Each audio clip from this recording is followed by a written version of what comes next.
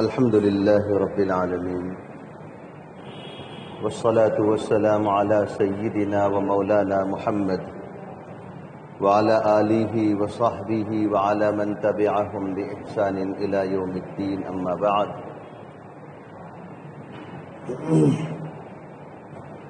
فقد قال النبي صلى الله عليه وسلم في حديث: الإيمان بضع وسبعون شعبة فأفضلها قول لا إله إلا الله وأدناها إماتة الأذى عن الطريق والحياء شعبة من الإيمان أو كما قال النبي صلى الله عليه وسلم.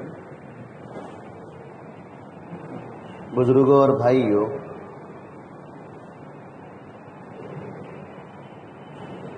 آپ علیہ الصلوۃ والسلام کی احادیث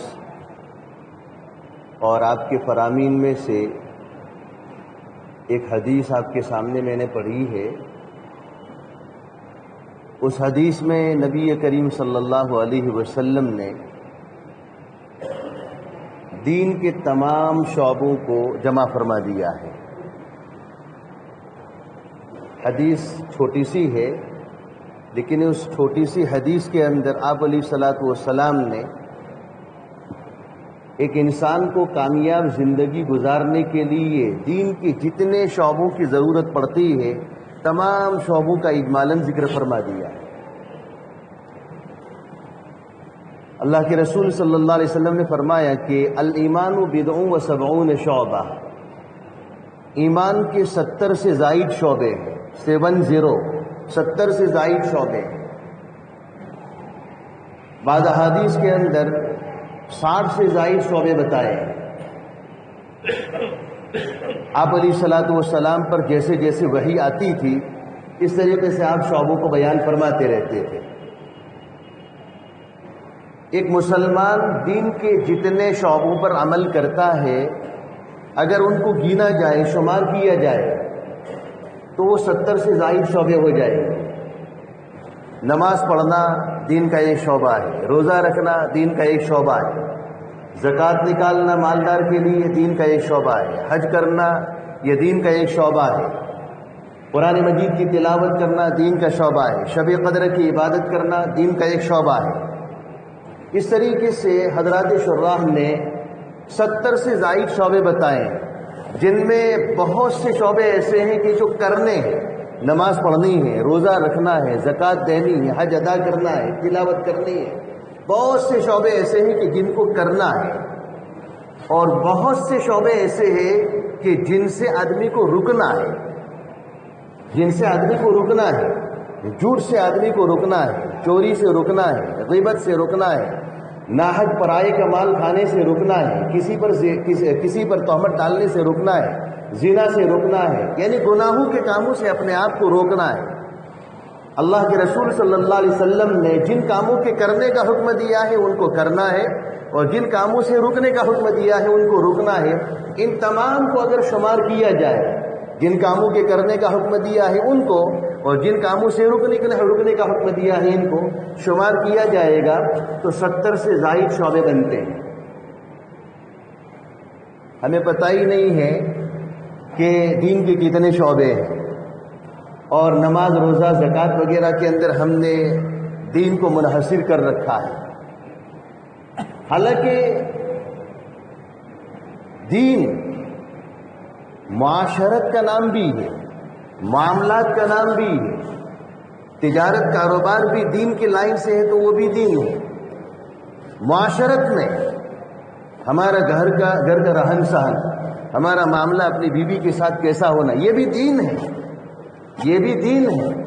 ہمارا معاملہ ہماری بیوی کے ساتھ، عورت کے ساتھ کیسا ہونا چاہیے، اولاد کے ساتھ کیسا ہونا چاہیے، پڑوسیوں کے ساتھ کیسا ہونا چاہیے، رشتہ داروں کے ساتھ کیسا ہونا چاہیے، اور کسی مہمان کے ساتھ ہمارا رویہ، ہمارا تعلق کیسا ہونا چاہیے. آج ہماری بہت بڑی غلط فہمی یہ ہے کہ ہم نے دین کو صرف نماز، روزے، زکوٰۃ وغیرہ کے اندر منحصر کر دیا ہے، اور اللہ نے اگر کسی کو مال بہت زیادہ دیا ہو تو وہ حج کرتا ہے. باقی دین کے یہ جو شعبے ہیں، معاشرت کا شعبہ ہے، معاملات کا شعبہ ہے، اخلاقیات کا شعبہ ہے، اسی طریقے سے عقائد کا شعبہ، یہ بہت سے شعبے ہیں، ان تمام کو اگر پھیلائیں گے تو 70 سے زائد شعبے بنتے ہیں۔ ایک حدیث کے اندر نبی کریم صلی اللہ علیہ وسلم نے ارشاد فرمایا کہ کسی آدمی کے ساتھ خندہ پیشانی سے ملنا، کسی آدمی کے ساتھ خندہ پیشانی یعنی ہنستے چہرے ملنا، یہ بھی صدقہ ہے اور نیکی کا کام ہے۔ آج آدمی اب تک کبھی ذاتی ٹینشن میں ہوتا ہے تو اپنے دوست کی ملاقات کے لیے کبھی جاتا ہے تو خندہ پیشانی سے اور ہنستے چہرے ملتا نہیں ہے، اور کیا کہتا ہے، عذر بیان کرتا ہے کہ آج چھوڑو نہیں یار، آج گھر میں جھگڑا ہو گیا، آج دوست کے ساتھ جھگڑا ہو گیا، آج بچے کے ساتھ جھگڑا ہو گیا۔ تو خندہ پیشانی کے ساتھ ملنا یہ بھی کیا ہے، دین کا ایک شعبہ ہے۔ میں یہ ذکر کر رہا تھا کہ نبی کریم صلی اللہ علیہ وسلم نے ارشاد فرمایا کہ دین کے 70 سے زائد شعبے ہیں، فَأَفْضَلُهَا قَوْلُ لَا إِلَهَ إِلَّا اللَّهِ، بہترین شعبہ، افضل ترین شعبہ لا الہ الا اللہ کہنا ہے۔ اس کے بغیر تو چارہ کار نہیں ہے، اس کے بغیر تو آدمی کی آخرت کی زندگی بن نہیں سکتی ہے۔ لا الہ الا اللہ کہنا یہ دین کا بہترین شعبہ ہے، افضل ترین شعبہ ہے۔ اس کے علاوہ دین میں آدمی داخل ہو ہی نہیں سکتا ہے، بلکہ حضرات علماء نے لکھا ہے کہ تمام عبادات کے اوپر ثواب کا مرتب ہونا اور تمام عبادات کا اللہ کے وہاں مقبول ہونا موقوف ہے لا الہ الا اللہ کہنے پر۔ اگر لا الہ الا اللہ کہا ہے تو نماز مقبول ہوگی، نماز پر ثواب ملے گا۔ لا الہ الا اللہ کہا ہے روزہ مقبول ہوگا، روزے پر ثواب ملے گا۔ لا الہ الا اللہ کہا ہے تو زکوٰۃ مقبول ہوگی، زکوٰۃ پر ثواب ملے گا۔ لا الہ الا اللہ کہا ہے قرآن مجید کی تلاوت مقبول ہوگی، ثواب ملے گا۔ یعنی جتنے بھی کام ہیں ان تمام کاموں کا عند اللہ، اللہ کے یہاں قبول ہونا اور اللہ کے یہاں اس پر ثواب کا مرتب ہونا لا الہ الا اللہ کہنے پر ہے۔ لا الہ الا اللہ ہے تو ساری عبادتیں اس کی مقبول ہے، اللہ کے یہاں قبول ہے۔ لا الہ الا اللہ ہے، اللہ کے یہاں ان عبادتوں کے اوپر ثواب ملے گا۔ لیکن لا الہ الا اللہ نہیں ہے، آدمی نماز پڑھے گا، روزہ رکھے گا، زکوٰۃ دے گا، صدقہ ادا کرے گا، نیکی کے کام کرے گا، عند اللہ مقبول بھی نہیں ہے، اللہ کے یہاں مقبول بھی نہیں ہے، اور اللہ کے یہاں اس کے اوپر کوئی ثواب بھی مرتب نہیں ہوگا۔ صاف سیدھی بات ہے، کوئی ثواب مرتب نہیں ہوگا۔ اگر کسی آدمی نے لا الہ الا اللہ نہیں کہا یعنی ایمان میں داخل نہیں ہے، مومن نہیں ہے، اور وہ ثواب کی نیت سے صدقہ کرتا ہے، ڈونیشن دیتا ہے، ثواب کی نیت سے وہ اچھے کام کرتا ہے، تو ان اچھے کاموں کا بدلہ اس کو دنیا میں تو مل سکتا ہے۔ علماء نے لکھا ہے کہ اگر کسی کافر نے کوئی اچھا کام کیا ہے تو اس اچھا کام کرنے پر آخرت میں اس کو کوئی ثواب نہیں ملے گا، دنیا میں اس کو سمجھے اس کا بدلہ مل سکتا ہے۔ جیسے دنیا میں اللہ تعالیٰ نے روزی میں برکت دے دی، دنیا میں کسی بہت بڑی بیماری سے اور مصیبت سے اس کو بچا دیا، دنیا میں کسی آفت سے اللہ تبارک و تعالیٰ نے اس کو بچا دیا۔ بہت سے غیر مسلم بھائیوں کے بات میں ہم سنتے ہیں کہ رمضان کا مہینہ آتا ہے تو مسلمانوں کے ساتھ وہ روزہ بھی رکھتے ہیں، افطار پارٹی بھی کرتے ہیں، افطار پارٹیوں میں بھی شریک ہوتے ہیں، لیکن علماء نے لکھا ہے کہ اس روزے پر کوئی ثواب نہیں ہوگا۔ کیوں؟ اس لیے کہ لا الہ الا اللہ نہیں ہے۔ ساری عبادتوں کا قبول ہونا اور اللہ کے یہاں اس پر ثواب کا مرتب ہونا لا الہ الا اللہ کہنے پر موقوف ہے۔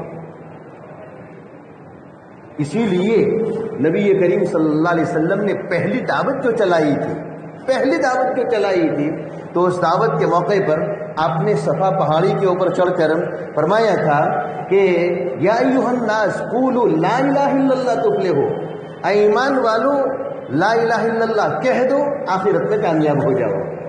قولوا لا الہ الا اللہ تفلحوا، لا الہ الا اللہ کہہ دو کامیاب ہو جاؤ۔ تو افضل ترین شعبہ، بہترین شعبہ ایمان کا لا الہ الا اللہ کہنا ہے، اور اس کا ادنا ترین شعبہ، سب سے کم درجے کا شعبہ، سب سے کم درجے کے شعبے میں آپ علیہ الصلوۃ والسلام فرماتے ہیں وَأَدْنَاهَا إِمَاطَةُ الْأَذَىٰ عَنِ الطَّرِيقِ، ادنا سب سے کمتر شعبہ، سب سے سمجھے چھوٹا شعبہ، إِمَاطَةُ الْأَذَىٰ عَنِ الطَّرِيقِ، راستے سے تکلیف دینے والی چیز کو ہٹانا، یہ بھی دین کا شعبہ ہے۔ راستے سے تکلیف دینے والی چیز کو ہٹانا یہ بھی دین کا شعبہ ہے۔ اب اس شعبے کو آپ پھیلاتے جائیے، ہزاروں صفحات اس کے اوپر آپ لکھ بھی سکتے ہو، پڑھ بھی سکتے ہو، تقریریں بھی کر سکتے ہو۔ راستے سے تکلیف دینے والی چیز کا ہٹانا۔ ایک آدمی راستے پر چلتا ہے، راستے میں کوئی روڑا ہے، راستے میں کوئی پتھر ہے اور کوئی مٹی کا جو ڈھیلا، مٹی کا وہ تودا بنا ہوا ہے، ڈگلا بنا ہوا ہے، اور کسی کے الجھ کر گرنے کا اندیشہ ہے۔ بائک لے کر جا رہا ہے، گاڑی لے کر جا رہا ہے، اینٹ اور پتھر کے اندر الجھ کر اس کی گاڑی کے سلپ کھا کر گرنے کا اندیشہ ہے، کانٹا ہے اس کے پاؤں میں چبھنے کا اندیشہ ہے، تو اس کو بھی راستے سے ہٹانا دین کا شعبہ ہے۔ یعنی صفائی ستھرائی کی طرف اسلام نے تعلیم دی ہے کہ راستوں میں گندگی مت کرو، راستوں میں کوئی ایسی چیز مت ڈالو کہ جس کی وجہ سے گزرنے والوں کو، چلنے والوں کو تکلیف ہو۔ آپ نے راستے میں پتھر ڈال دیا، راستے میں اینٹ ڈال دی ہے، راستے میں روڑا ڈال دیا ہے، کیلے کا چھلکا ڈال دیا ہے، تو کیا ہوگا؟ راستے میں چلنے والا پھسل سکتا ہے۔ یہ دین کا شعبہ ہے۔ علماء نے لکھا ہے کہ دین کا کون سا ایسا شعبہ ہے جہاں آپ علیہ الصلوۃ والسلام نے رہنمائی نہ فرمائی ہو؟ ہر شعبے کی کامل اور مکمل رہنمائی فرمائی ہے، ہر شعبے کی۔ ایک مرتبہ حضرت سلمان فارسی رضی اللہ تعالیٰ عنہ کے پاس بعض یہودی آئے اور انہوں نے حضرت سلمان فارسی رضی اللہ تعالیٰ عنہ کو طنز کیا، تانے دیے، یہ کہا کہ یہ تمہارے نبی کیسے ہیں؟ آپ علیہ الصلوۃ والسلام کی طرف اشارہ کیا اور طنز کیا کہ تمہارے یہ نبی کیسے ہیں کہ تم کو چھوٹی چھوٹی باتوں کی بھی تعلیم دیتے ہیں، چھوٹی چھوٹی باتوں کی تعلیم دیتے ہیں، یہاں تک کہ تم کو پیشاب کرنے اور استنجا کرنے کا طریقہ بھی سکھاتے ہیں، اور تم اتنے گئے گزرے ہو، گوار ہو کہ تم کو پیشاب کرنے اور استنجے کا طریقہ بھی معلوم نہیں ہے۔ تو حضرت سلمان فارسی رضی اللہ تعالیٰ عنہ نے سینہ تان کر کہا کہ ہاں مجھے فخر ہے کہ میرے نبی نے مجھے پیشاب اور استنجا کرنے کا بھی طریقہ سکھایا، یہ طریقہ مجھے سکھایا ہے میرے نبی نے۔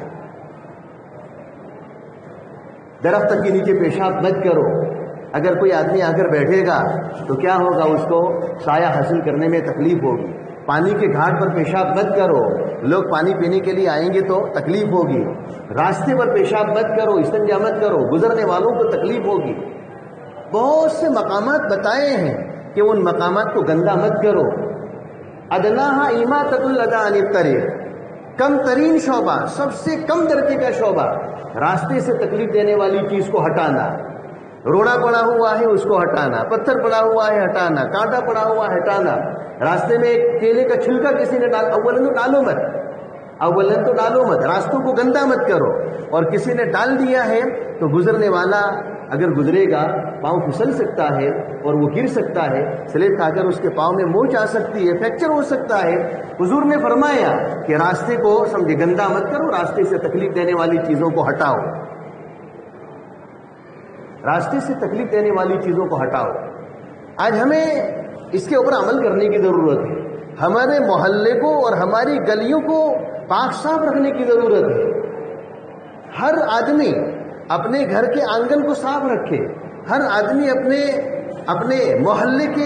محلے کا ذمہ دار بن جائے، اور ہر گھر والا اپنے محلے کا ذمہ دار بن جائے کہ مجھے اپنے گھر کے سامنے کوئی کچرا نہیں ڈالنا ہے، مجھے اپنے گھر کے آنگن کو صاف رکھنا ہے، مجھے اپنے گھر کے آگے کوئی کچرا نہیں ڈالنا ہے۔ ہر آدمی ذمہ دار بن جائے تو ماشاءاللہ پورا علاقہ، پورا شہر، پوری سوسائٹی اور پورا خطہ خوبصورت بن سکتا ہے، پورا خطہ خوبصورت بن سکتا ہے۔ ہر آدمی ذمہ داری لے لے۔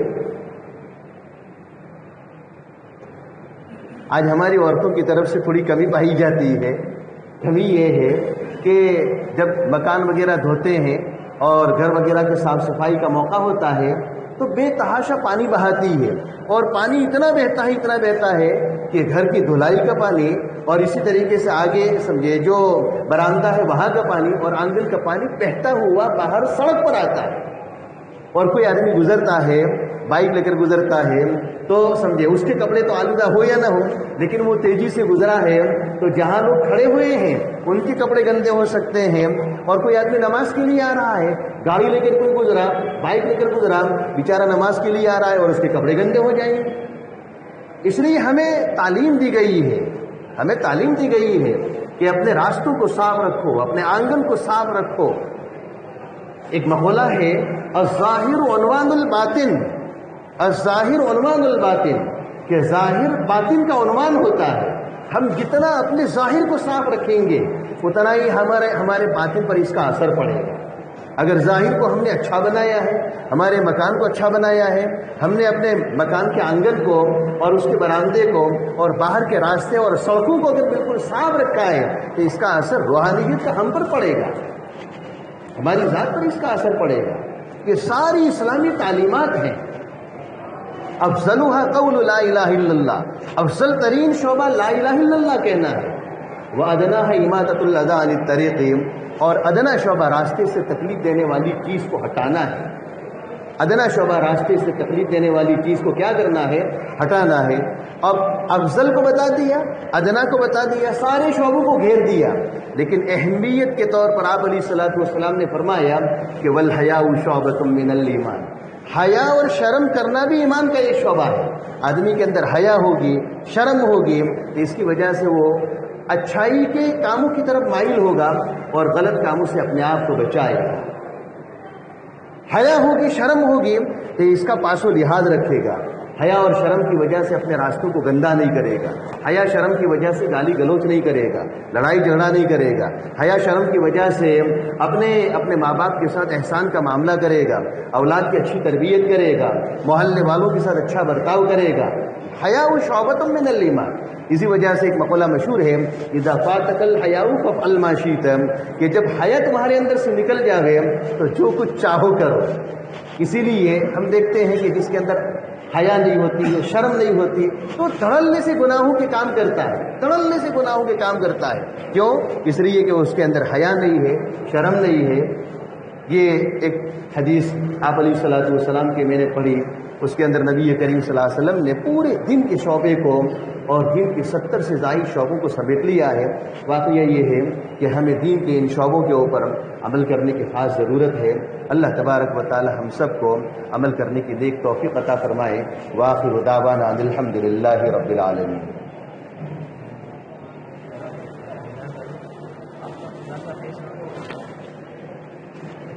پچھلے سال بھی ہم لوگ دارالعلوم مرکز اسلامی انکلیشور کے چندے کے تعلق سے آئے تھے۔ اس مسجد میں بھی چندہ ہوا تھا اور شہر کی بعض دیگر مساجد کے اندر بھی کام ہوا تھا۔ ماشاءاللہ ہمارا مدرسہ 35-36 سال سے قائم ہے اور مولانا عبدالحق صاحب ہمارے مدرسے میں آ چکے ہیں، اور یہاں آپ کے داہود شہر کے 10 بچے پچھلے سال سے اگلے سال فارغ ہو چکے ہیں، اور ان سال بھی 3 بچے داہود کے پڑھتے ہیں۔ مولانا کا بھتیجا بھی ہے عمران ڈوکی لا کر کے۔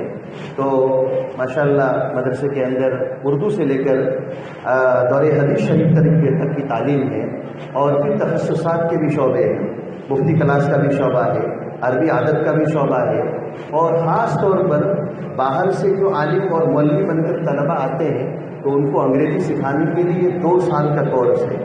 آج ہم علماء کے لیے انگریزی جاننا بھی ضروری ہے۔ ایک چھوٹی سی آفس پر اور چھوٹے سے محکمے پر ہم چلے جاتے ہیں تو کیا ہوتا ہے، انگریزی کی ضرورت پڑتی ہے، تو علماء ہمارا رسوائی کا سامنا نہ کرے، اس لیے علماء کو انگریزی سکھانے کے لیے ایک شعبہ بھی قائم کیا گیا ہے، اور ماشاءاللہ علماء انگریزی سیکھتے اور بہت کامیاب انگریزی سکھائی جاتی ہے۔ سالانہ خرچ تقریباً 1,75,00,000 روپیہ ہے، اور 2 سال سے ہم جانتے ہیں کہ بیرون کا کام اور ملک کے اندر کا کام جو ہونا چاہیے وہ نہیں ہو پاتا ہے، اس لیے آپ کی خدمت میں آنا ہوا ہے۔ آپ سے درخواست کریں کہ ہر ساتھی مدرسے کا تعاون اپنا ثواب سمجھ کر، اپنا ثواب اپنے مرحومین کی ایصال ثواب کے لیے دے کر جائے، کوئی ساتھی خالی نہ جائے۔ اللہ تبارک و تعالی عمل کی توفیق عطا فرمائے۔ وآخر دعوانا الحمد للہ رب العالمین۔